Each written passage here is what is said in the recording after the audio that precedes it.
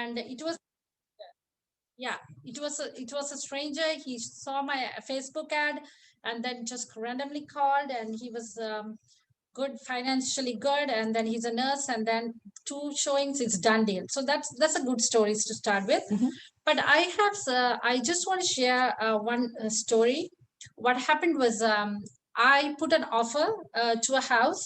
The other agent was not helpful at all. So she's very nice, but she admitted that she drinks all the time. So because of that reason, she never gave me anything on time. So I put like a closing date, a proper closing date. But then she takes for a long time, and if that is done by 11:45, she would go to the neighbor's house to sign around 11:40, like that, last minute work. So she sent me the closing date. It was Sunday, because I always look at the mostly the price, the deposit, and also the closing date. I always, many times I check, but this time I was so stressed because I even don't get the documents from her on time. Like, she would send me one page and rest of the page wouldn't come. Then like maybe 2 hours later, she will send me the other page. So I was having a hard time. So I didn't look at the time that it was on a Sunday. And then what happened was, my clients they were coming from I think Edmonton or somewhere far. They wanted that closing date. So when the time we were going to close the deal, the seller said they have a court order. They can do end of the month only. They can't go and close the deal on that particular date. It was, I still remember, it was 9th. It was falling on a Sunday. But thank God, both lawyers agreed.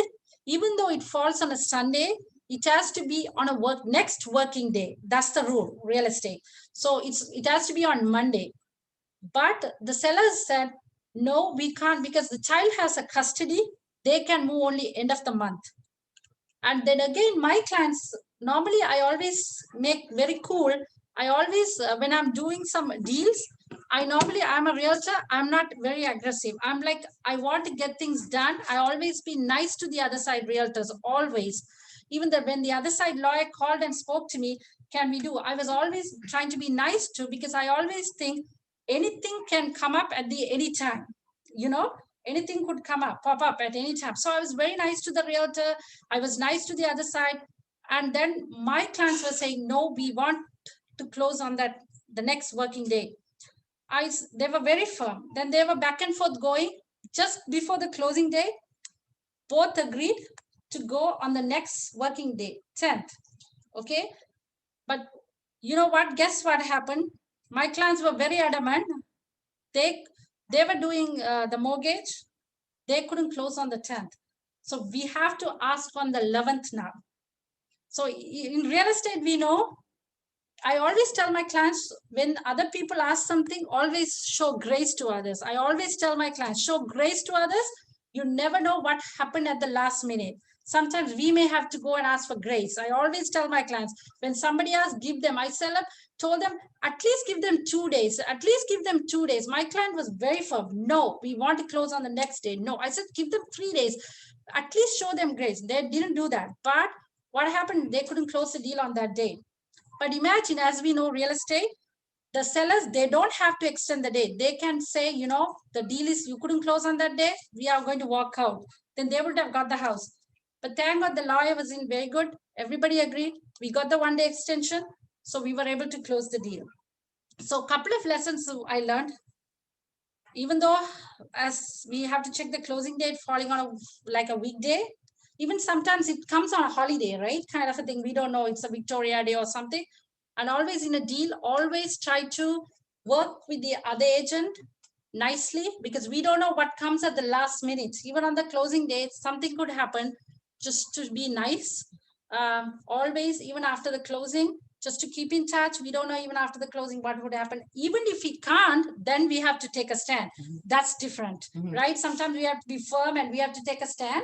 That I'm not talking, but at least if we can sort out in a nice way, always try to be sort out in a nice way. So we were able to get the extension. That's one story.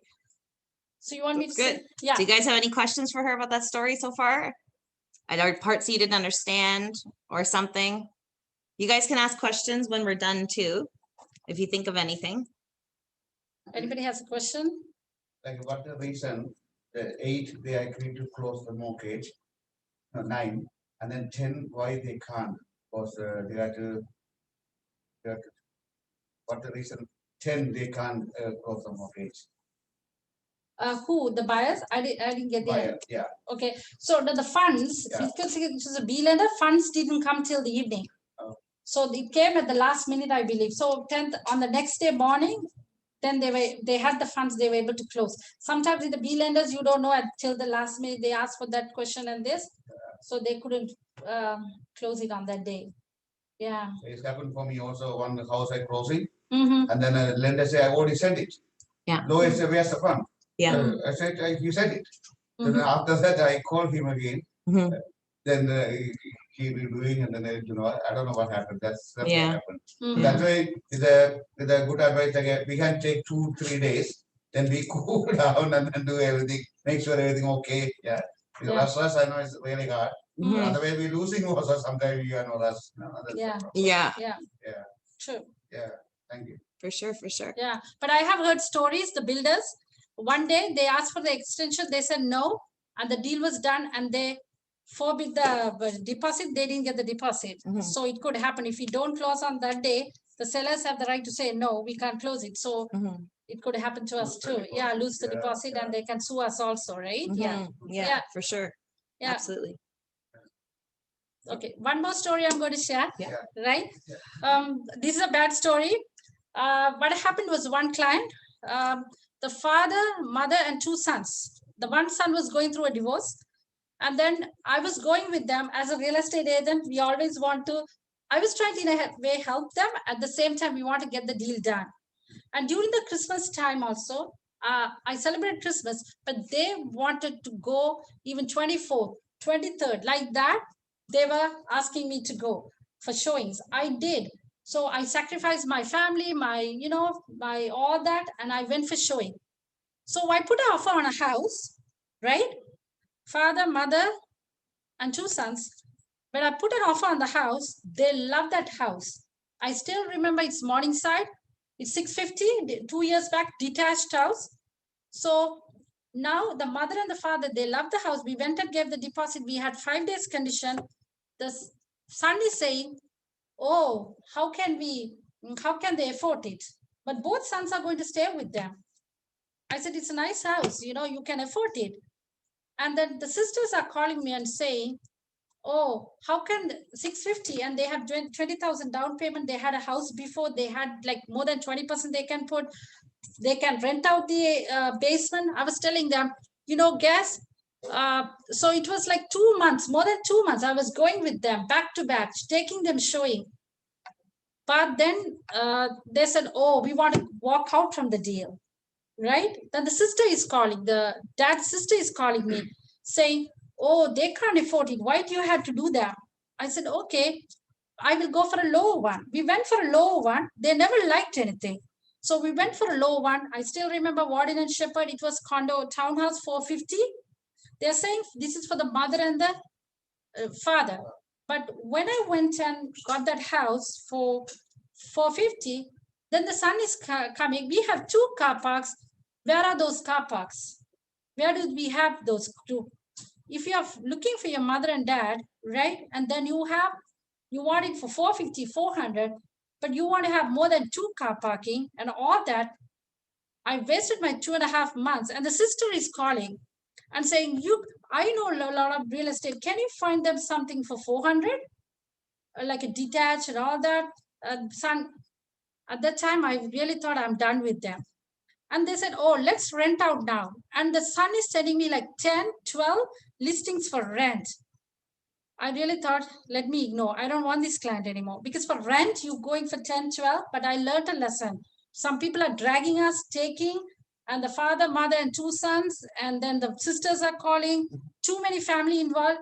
Nowadays, I just let go. I say, I can't do it. Sorry. I just let go. Another thing I learned in my real estate, if I see them, if they don't have a down, if they don't have proper income and all, I don't take those files. I say, I'm sorry. There may be other people, and I'm not the realtor, you're looking for. There are many out there, and I don't take those because I don't want to go through at the last minute so stressed, and they don't have the down and they blame us saying we never told them anything. So I just prepare them if they have income, if they have down payment, and I go with their budget and then close the deal. Otherwise, I want to be peacefully staying. Yeah. Any questions? Is anybody in the experience realtor, somebody, the client come, you say, hey, I want to take your credit check first. Is anybody asking that way? I don't think so, no. Well, you want to make sure your client's pre-approved first. You definitely don't want to work with people who aren't pre-approved because you're wasting your time, right? It's very hard to So- first upfront asking, Yeah. I mean. We can be a judge if you say, okay, where do you work? What's your employment like? And about what your credit is. Okay, we could say, oh yeah, they're most likely get a mortgage, but you don't know. You don't know 100% for sure. It's better they get their pre-approval done before you start going and working definitely with them. Yeah, for sure. Yeah. Well, very good. Well, everybody, you can think of any more questions you have for Julia. Thank you very much. All right. So we're gonna have Usman. Usman is around in the office here somewhere. Sridharan, you're still there with us too, right? All right. We'll let Usman, because he's standing right here, we'll go and let him tell you a couple of stories. Let me just make sure the camera, because I'm shorter than you are. Hi, everybody. My name is Usman Bhatt. I work with Remax Chase Realty. I got a couple of stories actually. To begin with, I want to say thank you to Christine and all the team who are here to participate in this meeting. So I got an important deal I did about a month and a half ago. I've been in business for about 8 years.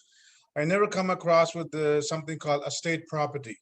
Estate property is basically when somebody has died, and then the siblings will be able to get a power of attorney, or they will be able to have a right to sell the property. But there's a procedure for the property to be sold in the market. It's called the probate. The probate has to be done through the city. There's a proper channel for it. And a lot of time when you see and you ask the realtors, the probate is done, they will say, oh, it's only 1 more week to go, or 2 weeks, or 3 weeks, or 4 weeks, or 1 month, or 2 months, for example, I'm saying. If they would say that to you, but do not believe on those words. I recently crossed into one of the transaction. I've been really hurt really badly, but I cover myself just because I had a very good relationship with my seller and a buyer as well. So just thought to share that idea, because it's very, very important when you're putting an offer and you see something seller says estate sale, make sure you ask the realtor a couple of questions, which is very important. If somebody has died in the property, number 2, if the probate, that's very important, has been done or not. And they would tell you, probate is, not done or done if it takes time. That's something you have to be very, very careful because it happened to me, and that's one of the story. And another thing that I want to share that I do for myself is called prospecting the area. So I flyers the area for about almost 2 years now, and I do sometime once a month, sometime twice a month. I have an area that I prospect in an area. And at the beginning, I was just spending money and didn't get a lot of calls. But now I do consistently, and I become very into it, that I think it's enjoyable in a way that at least you know that you're doing something, which I've been doing this for almost 2 years now. And past 7 months, I spent about, let's say about $10,000, but I made more than $90,000 in flyers. And everybody has to try their luck to see what they can do. A referrals is always a good way to go. Friends can refer you, family always can refer you, but you must have to do something on your own that you have to walk through in order for you to get a business. And try to dress up all the time. You never know who you come across, where you come across, and always try to be nice and polite. Like Julia was saying, it's karma. What goes around comes around, and you always treat people nice. It's always come back to you. And one day you're a listing agent, the other day you could be a buyer agent. So try to be nice with other colleagues and friends and family, and just focus on something that you can do. And I'm pretty sure anybody who's a new realtor or been doing this for a while, they can do very well in the business just because they know they can do it. And consistently is very important, that you have to do it, because a lot of realtors I see here, I don't want to say anybody's name.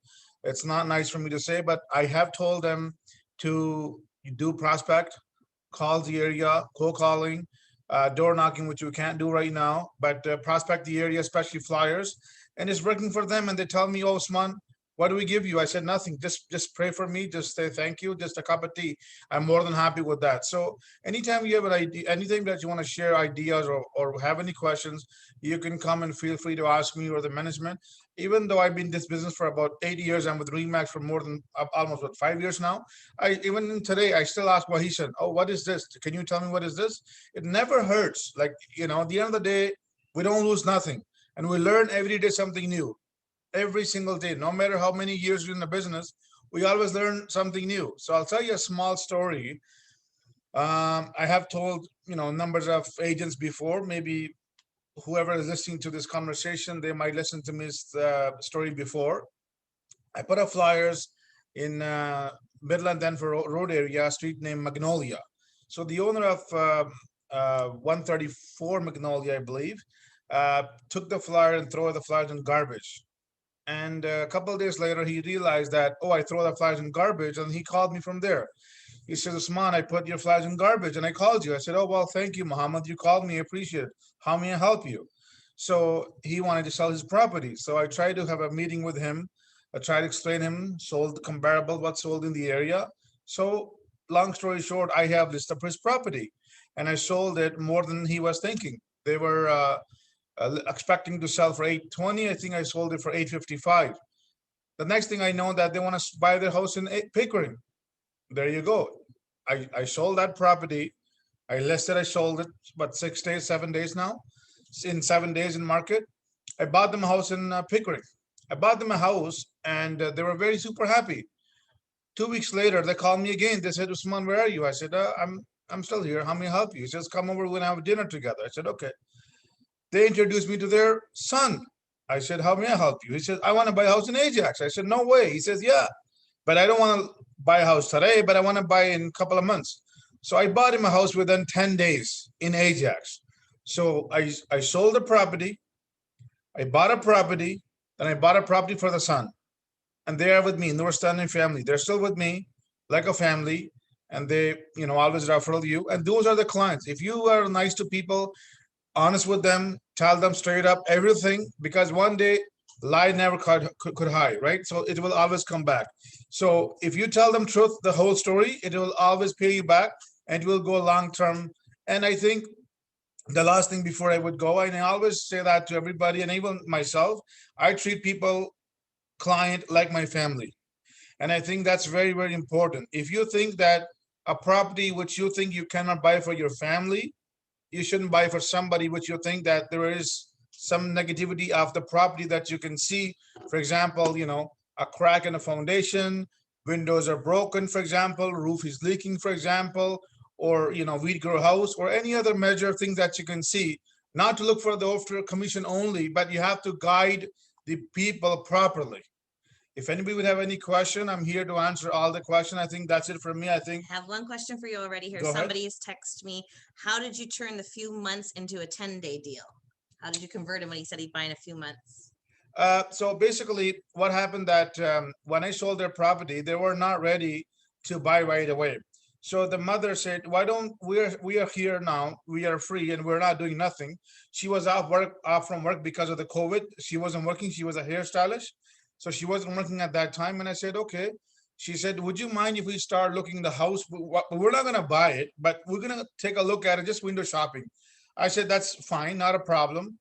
So I showed them 2 days in the house. The third day that I showed them the house, she literally stepped into the house. She doesn't want to get out. And I said, you wanted to buy it? She goes, yeah, yeah. And the husband said, well, she said so, then we're going to buy it. And I said, you want to wait or go? She goes, no, Usman, no, we're not waiting. We love it. We just want it. And I said again to them, I said, you sure? She goes, yeah, don't worry. We just want it. And there we go. I just bought them.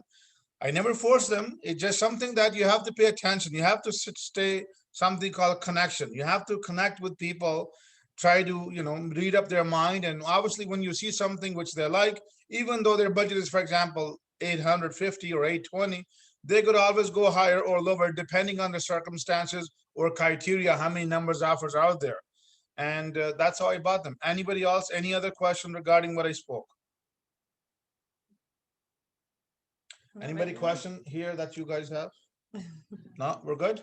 We're good. We're good. Thank Thank you you. very Have a much, nice day. Usman, for sharing with us. How are you? Good. Thank you. Thank you. All right. Next up, we have Sridharan. Sridharan, are you there? He's dialed in on us. He's not physically here. So we'll just let you put your camera on there, Sridharan. There you are. I think your mic is off too. Yeah, your mic is still off. You have to unmute. Are you good? Here, maybe it's not letting you unmute. Now There it's you good. go. Yeah, now it's good. Thank Now we you. can Thank hear you. you. Thank you for coming to share with us today. What stories do you have Thank for? you. Yeah, quite a few. Maybe I'll go one by one. Thank you, Usman, and thank you, Julia, for wonderful stories there. A lot of learning as well. Thank you, Christine, for arranging this.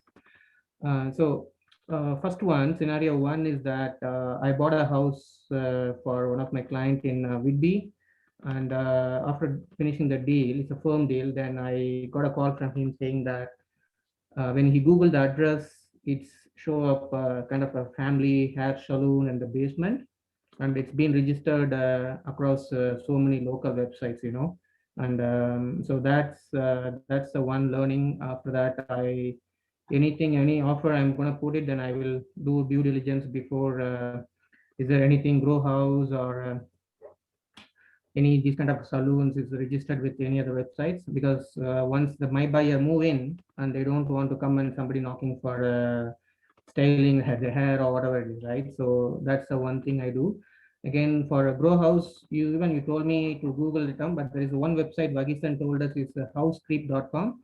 Is there any grow house, any murder? You can go and type in the address, it will throw up like whatever happened.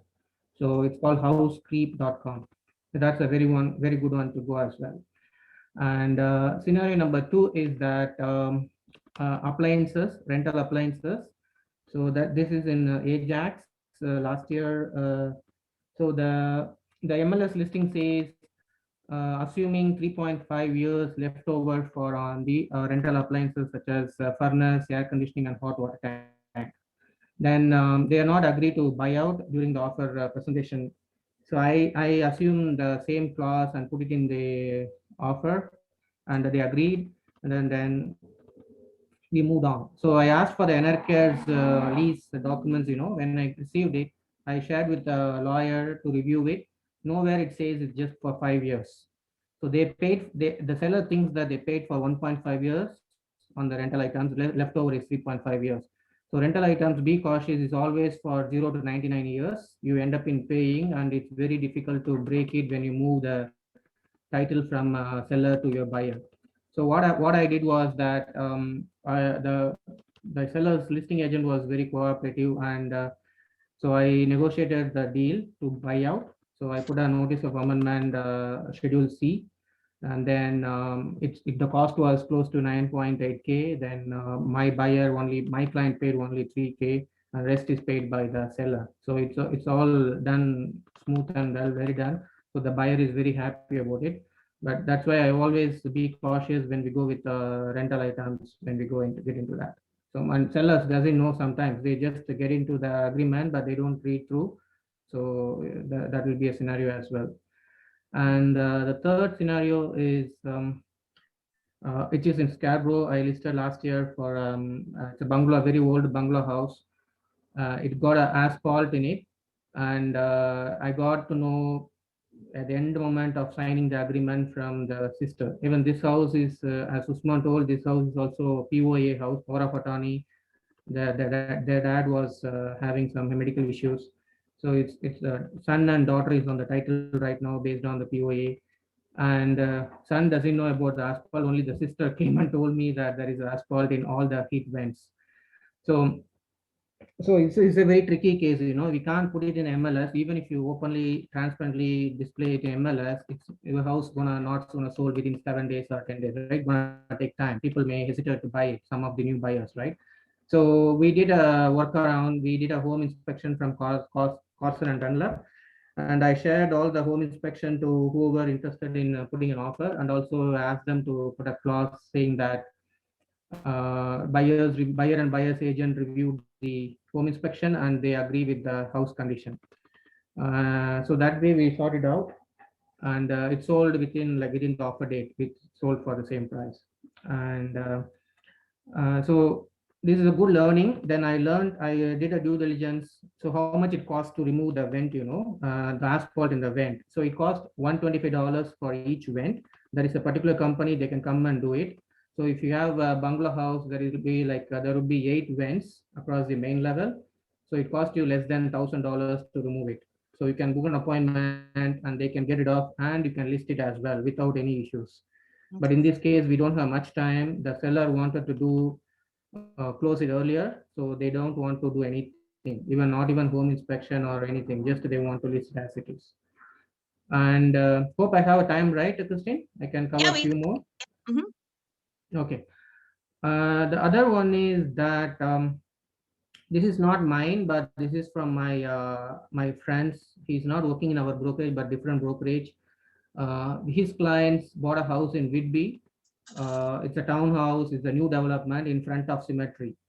Some like it, some don't. But we Indians have a feeling that they don't want a house in front of cemetery. And he paid the deposit. The clients paid the deposit of $40,000, and it's a portal house. On the buyer side, my friend did a mistake that without reviewing the status certificate from the portal corporation, right? He just agreed the status certificate as well, and there is no chance that he can get out of the agreement for mutual release. So finally, his brokerage helped him out. And the thing is that the listing agent is related to the seller, and they missed to get the sign on the relationship form is there, right? You have to, what is the form name? It's not coming to my mind. They missed out the broker's manager's signature on the form actually. So with that, he came out, but end of the day, he lost 20,000 K deposit actually, $20,000 deposit on that. It's a huge loss for the buyers, yeah. And also the other scenario is that stainless steel appliances. This has happened to my friend. Some sellers very, they will change. Yeah. Last day of moving out, they will replace all the stainless steel appliances with the white appliances. It's gonna create a headache for yourself or your buyers and also the listing agent. So you have to be careful. That's why I book a 1 day. I think most of them, they do it like 1 day before the closing. I go for a second visit. By that, you can change it on the day of closing as well, but this will give a guarantee that at least it is there. And another scenario is that I recently got a phone call from them. This buyers, they're known to me. They bought a house in Brantford for $775 detached home, but as soon as they bought a home, the husband's father died due to COVID, and also mother-in-law passed away within a week time, and also both of them lost the job. So nobody should get into the situation. So I wanted to ask Christine as well, but I told them you have to talk to the lender to get a mortgage. Maybe some this kind of cases, they will help for a certain period of time until they get a job. But then now I got a call from them saying that the seller did a mutual release, so they're gonna get the deposit back in 3 to 4 weeks. They may be going to work with me in the future to get some other house, but I'm happy to hear from them. But anybody has come across this kind of scenario, keep me posted as well. I want to hear how they handle their situation. So these are the things from my side. Any questions on these things, please feel free to ask me. I can answer. Anybody have any questions for Sridharan? No, I think there was a question for you, Julia. I'm just double checking here if they're going to text it in. Yeah, so that's all good stuff so far. Definitely things that we've come across, everyone, and it's really, really good. I think the only add-ons I have or pitfalls that I've seen that have happened, which is like, please read your clauses. I know that we see Schedule Bs come out a lot of time and we're like, oh yeah, okay, no interest on deposit. Okay, yeah, they don't guarantee retrofit status. Okay, yeah, the standard ones we see and we skim by them. I've noticed that because I've like read over other people's deals a lot, I read the clauses carefully and I catch things like they're putting in 10 days financing and the agent will go, oh, I didn't see that. Do you know what I mean? Or we just read the beginning of this offer is conditional on financing. We don't read past that. We got to make sure we're looking at the days. We got to make sure we're reading all those clauses in particular. I had a deal pretty recently actually where we had started an offer on the weekend, and it went back and forth and back and forth and back and forth so many times, and it got real messy. And I had inserted a clause there that when they cleaned up the deal and put it on the final draft, it wasn't on there. You know what I mean? And I'm such a careful clause reader. So definitely be careful of that, you know, because a lot of times when it goes back and forth and it gets real messy, we just put a clean copy at the end of what everybody's agreed in and sign that. Make sure that everything that went back and forth in that agreement is all included in there, because I was missing a clause. And then just expanding even a little bit on what Usman was saying about business. I think that he, and Julia too, she was saying, be good to your clients, be good to your other agents. It's true. Even though they're in other offices, we don't know when we have to work with them in the future, right? And so I very often come across an abrupt agent. You know, it's common to find it, and I just keep my cool and I keep calm with them, because, you know, we have to work together at the end of the day. But you definitely be good to your clients. They're going to be your repeat business coming back. And like I say, he was talking a little bit about farming and prospecting neighborhoods. I think added to that, what's really helpful is always bringing real estate to the conversation. So always handing out that business card everywhere you go. You should be handing out 10 a day. It should just be habit. You should always bust it into your conversation. So I have a story where I was in the bank one day, and my sister-in-law, she was closing on the property. My brother, my sister-in-law had just bought a property, and we were waiting, rushing, you know, to get that check to get taken over to the lawyer. And the guy in front of us heard us talking, and he turned around and he said, "Oh, I'm not in a rush if you ladies would like to go ahead." And we were like, "Oh my God, thank you so much." So I turned around and I handed him my business card. And I said, "If you ever need anything, you just let me know and I'll take good care of you." We went. 2 months later, he called me to sell his condo. So like, you just never know. You have to keep that in the conversation. You have to keep your name out there. You have to keep handing those business cards. You have to remind people that you're looking for business, because it always doesn't come. I think someone had a question there. Oh, did you guys put your hand back down? If MLS doesn't give brand model, how can we get it? So there's a couple of things. Find home inspectors who are taking pictures of the appliances. A lot of them will do that now.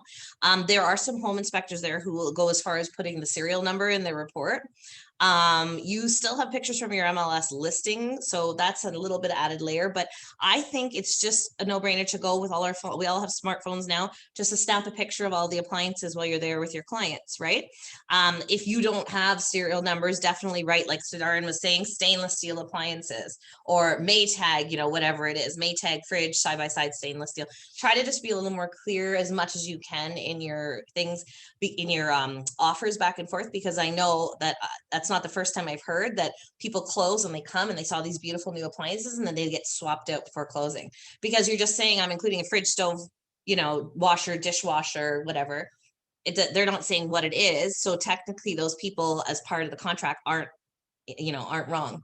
If they're swapping it out, they're still providing those things. If you're not saying properly stainless steel, or, you know, taking the serial number, or at least taking a picture of them, at least you can have that to go to the lawyer to say, this wasn't what was sold with the property, right? So, but you have to definitely make sure it's in your contract as well. I thought someone had, does someone else have a question there? Was it you with your hand up, Paul, there? I think Seraph had a question for you, Julie. Oh yes, but I forgot. She's forgotten now. Can you ask sellers for a list of appliances, renos, or other real estate agent? Yeah, absolutely. You can ask. So when I sit down with my clients for a listing appointment, very often I'll ask them those questions. I'll say, what did you do recently to the house? Oh, I did the roof. The roof is new. Well, you can't put new in your listing if they did it 5 years ago. So I very often just say, hey, do you have any kind of, you know, invoices to show me, just so I can show it? That'll help your sale. And just find me those things you've done recently. You did the driveway. Great. Did you do it with permit? Where's the permit? Because these are all questions we're going to get asked anyways. And if we just blindly say yes, because our clients say, oh yeah, the roof is brand new to me would be, I just did it this year, you know, to the seller, he did it 5 years ago. Right? So to the person purchasing, you were saying new in your listing, you're just taking their word on it. You definitely want to try it on yourself with any kind of paperwork you have, especially when it comes to things that you know need a permit. Like if you see they have a big structure in their backyard. I've heard other colleagues get into trouble with these things, you know, because people think, oh, I'm just going to build a huge shed in my backyard. But we all know if it's over 10 by 10, you need a permit, right? So I would ask my client, oh, you know, that looks pretty new. Did you get a permit out for that? Can you give me that for the listing? I'm going to need that for the buyer. You know, so you can have these things. So when you're telling, especially when you're the listing agent, when you're telling the buyers, or even if you're the buyer agent to help protect your clients, you want to ask for these things, right? Definitely. Is taking pictures of appliances allowed in a showing? So, I don't see why it wouldn't be, because the appliances are displayed in the MLS pictures anyways. Definitely don't take pictures of things like their cars and drivers, the license plates, or any of their personal effects in their house. If they have pictures of their family on the fridge, I might be hesitant, yeah. But like I say, on the MLS listing, the pictures of those appliances are up anyways. So I don't see a problem with it. Sorry, did you have a question, Omar? Yeah, so just a scenario. So let's say it was bigger than 10 by 10. You asked as a listing agent, Right. do they have a permit? Yeah. They said, we don't have a permit, but I'd rather you not, like, let's just say they said that to me.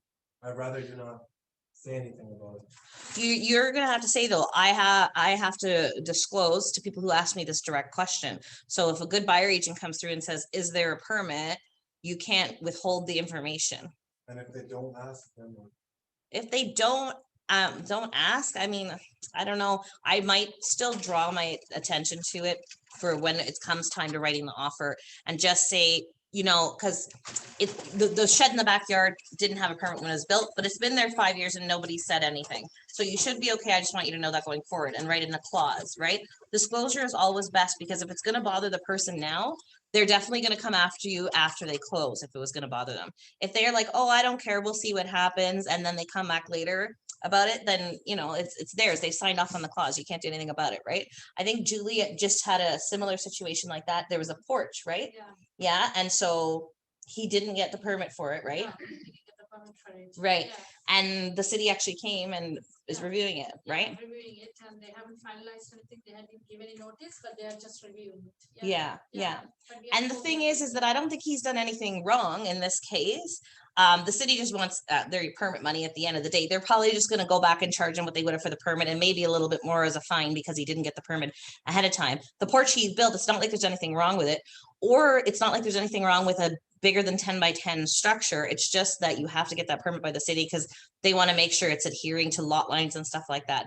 The worst case scenario, if you don't disclose it, the city might come the next year after to that buyer and say, you know, this big, beautiful pool house you built here, it's bigger than 10 by 10. You got to tear it down. It's too close to the fence line, or it, you know, doesn't meet some kind of city permit requirement, right?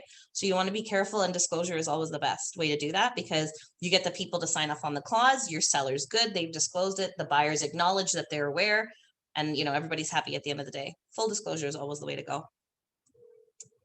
Does anybody have any other questions? Any other pitfalls you guys have come across specifically? It's not only us to share. We just picked a few people from the office to come and share. You guys are welcome to share anything you've come across, a reason that a deal's fallen through or something that's happened in the deal.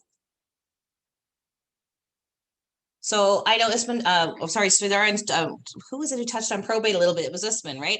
Touched on probate a little bit. I had a situation where, you know, you can sell a house on probate, but you have to make sure you're including your probate clause, which is always a little iffy because you're very unsure of that closing date. So it doesn't really help the sale.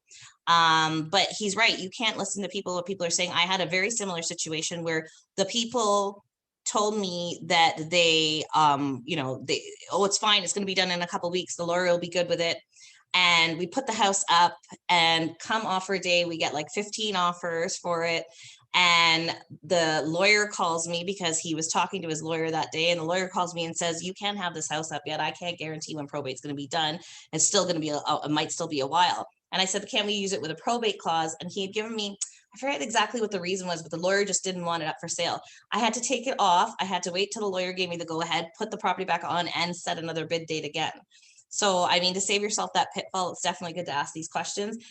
Ask them who their lawyer is. If they're telling you it's okay, it's going to be done in 2 weeks for sure, say, okay, no problem. Can I call your lawyer? Right? Call the lawyer, find out exactly what's going on, what stage of probate it's in, and if it's done, or if you're even allowed to put it up for sale yet, if they feel like it's an appropriate time. Yeah. I just want to share with them about an appliances situation. Sure. Yeah, that'd be great. Yeah.